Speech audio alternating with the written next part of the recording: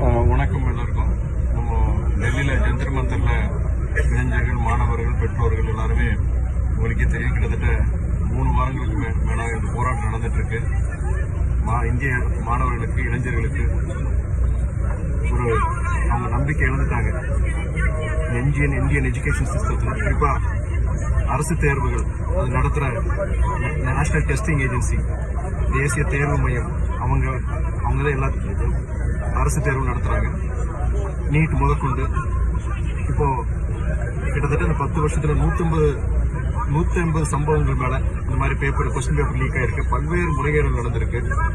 மாணவர்கள் இளைஞர்கள் நம்பிக்கை இழந்து இன்னைக்கு டெல்லியில் ஜந்தர் மந்தரில் போராட்டம் பண்ணிட்டு இருக்காங்க. அது சோனம் வாங்சி உங்களுக்கே தெரியும். கிட்டத்தட்ட 20 நாளுக்கு மேலே உண்ணாவிரதமிருந்து வலுக்கட்டாயமாக அவரை அரசு மருத்துவமனை கூட்டு போனாங்க. கரப்பாம்பூச்சி அந்த இயக்கத்தை சார்ந்த தலைவர் அபிஜித் அவர் தலைமையில் போராட்டம் தொடர்ந்து நடந்துட்டு இருக்கு. இன்னைக்கு என்ன, திடீர்னு டெல்லியில எங்கேயும் எந்த வாகனங்களும் அந்த பகுதிக்குள்ள போகாத மாதிரி ஒரு கர்ஃபியூ கொண்டு வந்திருக்கிறாங்க. இன்டர்நெட் ஃபுல்லாவே இது பண்ணிட்டாங்க. இன்னைக்கு காலையில இன்டர்நெட் அங்கே வேலை செய்யல. இப்போ நாங்க டெல்லியில நாடாளுமன்ற உறுப்பினர்கள், எதிர்கட்சியை சார்ந்த நாடாளுமன்ற உறுப்பினர்கள், காங்கிரஸ், பொது உடைமை இயக்கங்கள், மறுமலர்ச்சி திமுக, நான் கிட்டத்தட்ட 150 நாடாளுமன்ற உறுப்பினர்கள் இன்னைக்கு காந்தி சமாதியை நோக்கி இன்னைக்கு நாங்க வாகனங்கள் நாங்க போயிட்டு இருக்கிறோம். இன்னைக்கு என்னன்னா ஒரு செய்தி, அது எவ்வளவு தூரம் உண்மைன்னு தெரியல.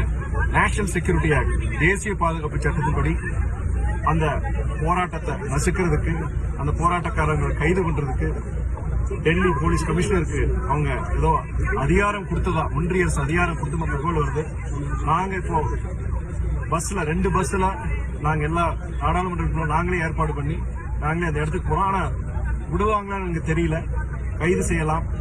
இந்த செய்தியை இப்போ நான் உங்களுக்கு அனுப்புறேன். நீங்க பத்திரிகை கொடுங்க, பட் எல்லாருக்கும் தயவுசெய்து கொடுங்க. நீங்க இந்த வண்டியில நம்ம தமிழ்நாட்டை சேர்ந்த நாடாளுமன்ற உறுப்பினர் கூட வர்றாங்க. பொதுவுடைமை இயக்கத்தை சேர்ந்த சகோதரர் தோழர் வெங்கடேசன், காங்கிரஸ் இயக்கத்தை சேர்ந்த ராபர்ட் புரூஸ், நம்ம விஷ்ணு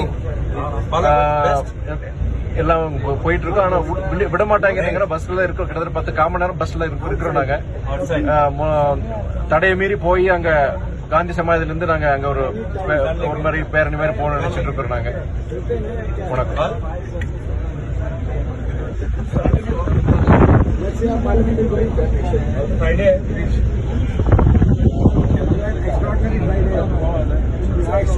ராபர்ட் ப்ரூஸ் முகத்தை காவிங்க. வணக்கம் சார். வணக்கம். எல்லாம் பஸ்ஸ கூட அலோவ் பண்ண மாட்டேங்கிறாங்க. 150 எம்பிஸ் போயிட்டே இருக்கிறோம். ராஜினாமா செய். धर्मेंद्र प्रधान राजीनामा செய். धर्मेंद्र प्रधान राजीनामा செய்.